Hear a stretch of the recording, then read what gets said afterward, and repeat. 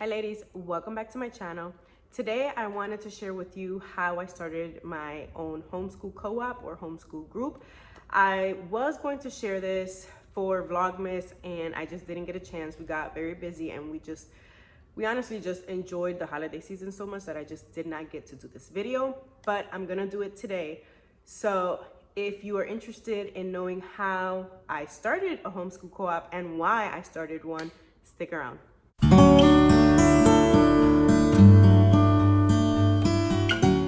So I really never thought I would honestly join a homeschool co-op. I was always that mom that said, nope, we're fine, just us. But the reality is that my kids are on the younger side. And so my oldest, who is 6 years old, she's in first grade now, she'll be 7 in June. She's getting to an age where she sees on TV or kids from church that they go to public school and they talk about school. And so she was at an age where she was like, yeah, I want to make friends. And yes, we do have friends at church, but I didn't want, how do I put it? I wanted for her to be able to have something in common with her friends. So obviously, you know, they're kids, they have like fun things in common, but like one of the major lifestyle things that she doesn't have in common with anyone else is that she homeschools. So I really started thinking about it and just asking God for guidance. And it was like, yeah, she needs homeschool friends. And that's not to say that the friends we have from church and even cousins and things that they're not important, because they're extremely important. But she needed some friends that were like-minded and kind of lived the same lifestyle. So that was really one of the major reasons that I decided that we needed a homeschool co-op, or at least just homeschool friends.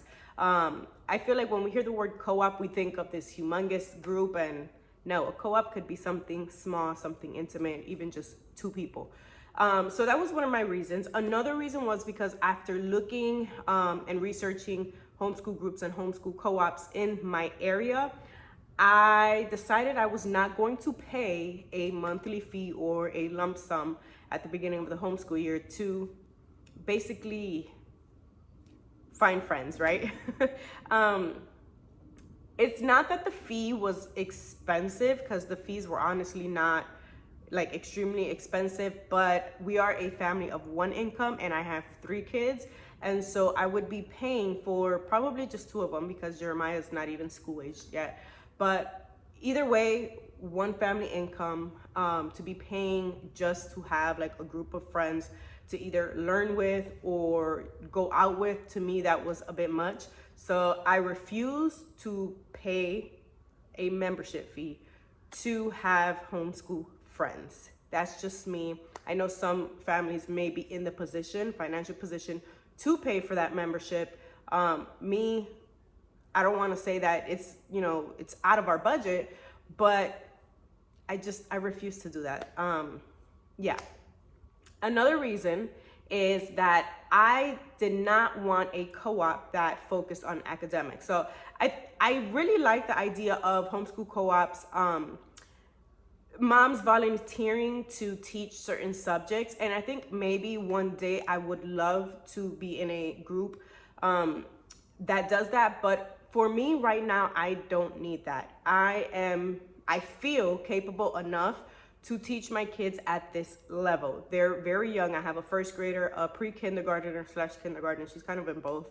And then a preschooler. So at this age, I was okay, and I am okay with teaching my kids myself. So I was really just looking for something fun. I was looking for just friends, people and children that we can go on field trips with, play dates with, and just have fun.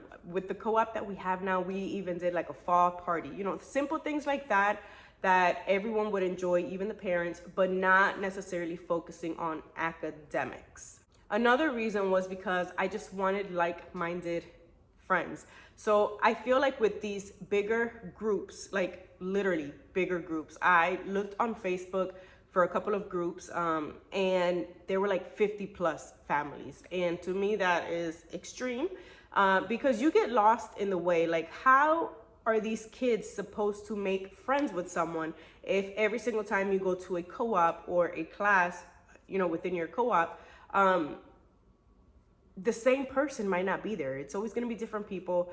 So it was that I didn't want my kids to be getting along the way, but I don't want to say fear, but I'm very careful with the type of influences around my children. So for example, there's a lot of backgrounds, and a lot of times they're Christian co-ops or Christian groups, but everyone has different doctrines, which it will always be like that. But everyone has different doctrines. They have different biblical perspectives. And if we're not careful, those things can influence the way that our children start to think, and it can honestly just confuse them. And I wanted to be very careful with that, because if I'm careful just even with family and friends, I want to be careful even with our homeschool. What comes in, what influences. So I wanted a group of moms and homeschool families that we kind of had more of an intimate relationship with, and we would be able to actually connect with even spiritually. Okay, I had to stop the video because someone was knocking on my door. Anyways, all right, so for my tips on how to start a homeschool co-op, these are literally things that I did, and I am suggesting them or recommending them to you because they worked out for me. So the first thing that I'm gonna recommend is to pray. I know it sounds cliche probably, but in every decision that we make in life as Christians, we should be praying for those things before we actually take action towards them. So pray over your homeschool co-op. If you want to pray over the name, pray over the name.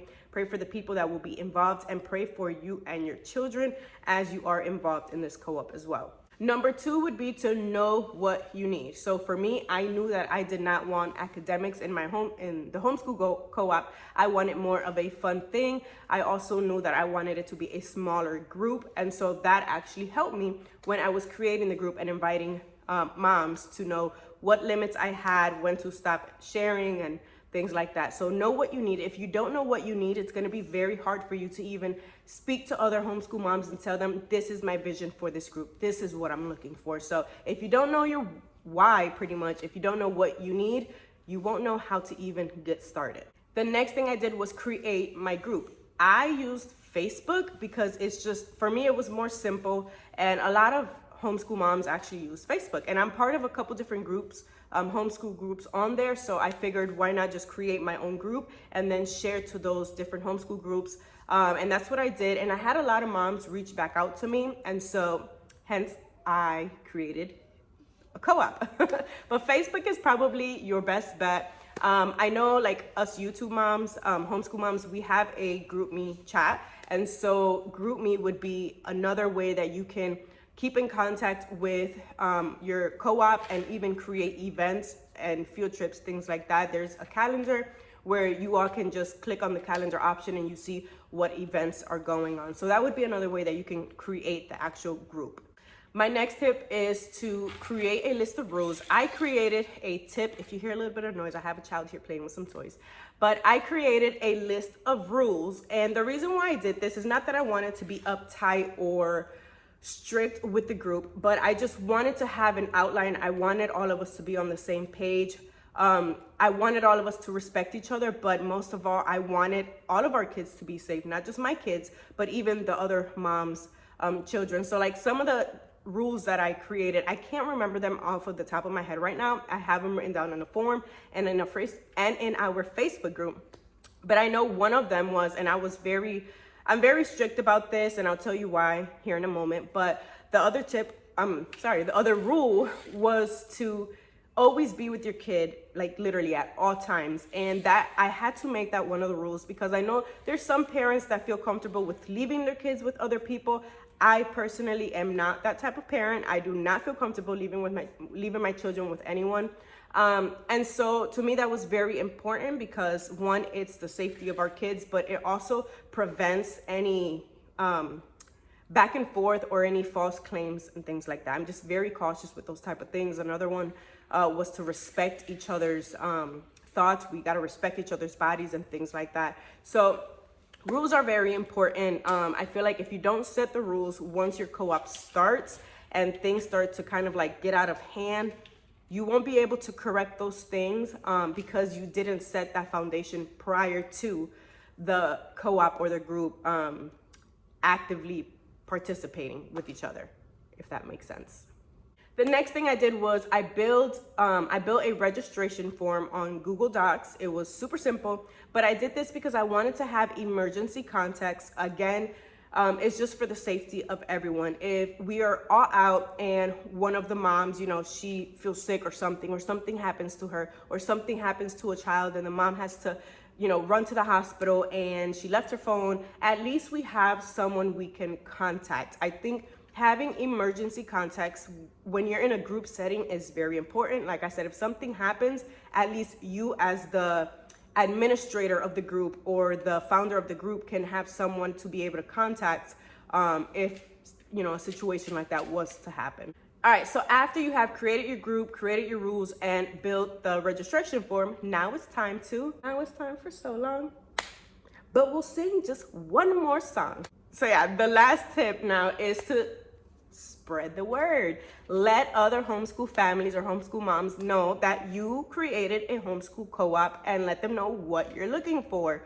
or what the group is about. This is why tip number 2 is important. You got to know what you need. So what I did was I just shared my group to other groups, and I posted a little comment saying, hey, you know, I'm starting a co-op in this area of Indiana, and I'm looking for homeschool moms that want to do field trips and nothing more, you know, something like that. Those weren't the same exact words, but something along those lines. So obviously you would write what you want to write, but that's kind of what I wrote. And then once I did that, I started receiving invites. What I did was, I started receiving requests, sorry. And then after that, what I did was I posted the registration form inside of the group, and I let the moms know, if you want to be a part of this group, I do need this registration form done.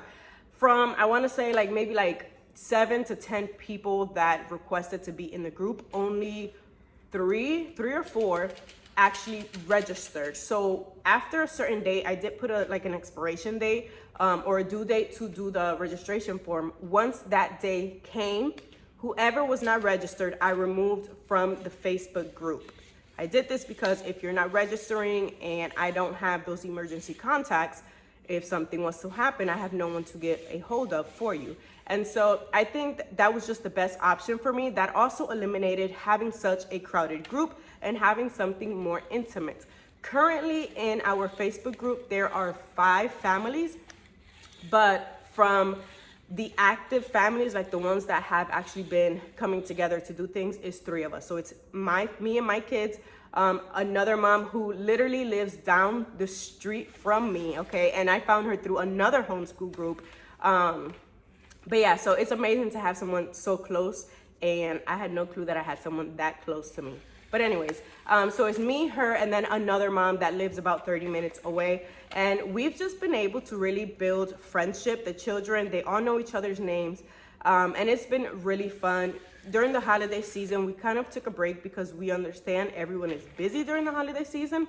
But hopefully soon we will get back to it. We're all kind of coming out of the holiday blues, I guess you can say. So, but yeah. That's why I started a homeschool co-op, and those are my tips on how you can start your own. If this video is of any sort of benefit to you, please give it a thumbs up. Share it with another homeschool mom. Don't forget, I forgot what I was gonna say. Oh, that's right, to subscribe. All right, I have my little YouTube star here. Yes. Don't forget to subscribe. Say bye. Bye. Yeah.